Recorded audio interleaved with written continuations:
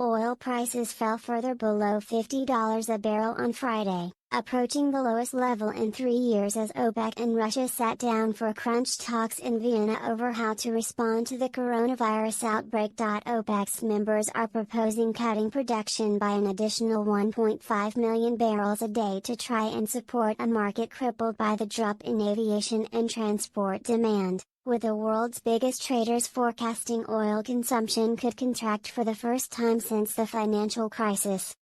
The deal could take total production cuts by the OPEC Plus group, which includes Russia and other producers outside the cartel, to 3.6 million barrels a day, or almost 4% of world demand, and would represent the biggest reduction in more than a decade.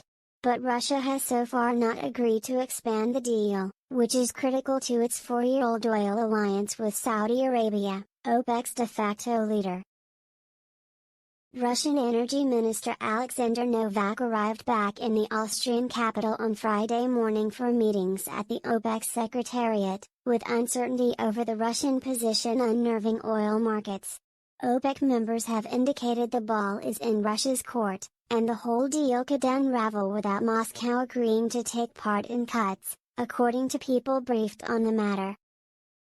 OPEC made the highly unusual move of updating its position officially on Thursday evening, saying in a statement it wanted the full 3.6 meters cuts to be put in place until the end of the year, rather than just until the summer as they had agreed among its members earlier in the day. Russia has indicated it does not want to respond too hastily given the full economic impact of the coronavirus impact is not known, but analysts have cautioned that oil prices are likely to fall further if a deal cannot be reached. Crude has declined by almost a third since early January. Jamie Webster, an analyst at Boston Consulting Group's Center for Energy Impact, said that if OPEC and its allies did not announce a substantial cut, then prices could fall to lows last seen in early 2016, when crude traded near $30 a barrel.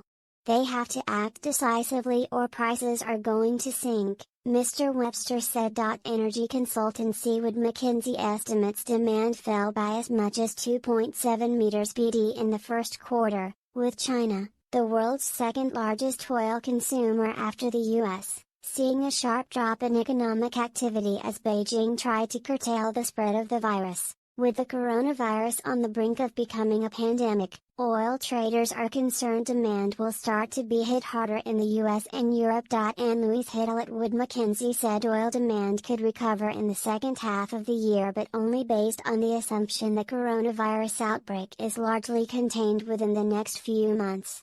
There is significant downside risk, Ms. Hiddle added. Should the duration and scope of the outbreak grow, it will magnify the economic impact. Most traders and analysts say they still expect some sort of deal to be reached, with Russia not being asked to cut as much as Saudi Arabia, OPEC's de facto leader. Russian President Vladimir Putin has been a supporter of Moscow's alliance with Riyadh, which has helped expand his influence in the Middle East. Under the proposed plan, it is possible Saudi Arabia's oil production falls towards 9 meters BD, more than 1 meter BD below the level the pumped in late 2018. The OPEC Plus has largely been reducing production since late 2016 as it was already under pressure from the U.S. shale industry, which has ramped in production over the past decade. The global demand outlook is based on our assumption the coronavirus outbreak is largely contained within the next few months and global oil demand stabilizes. However, there is significant downside risk. Should the duration and scope of the outbreak grow, it will magnify the economic impact.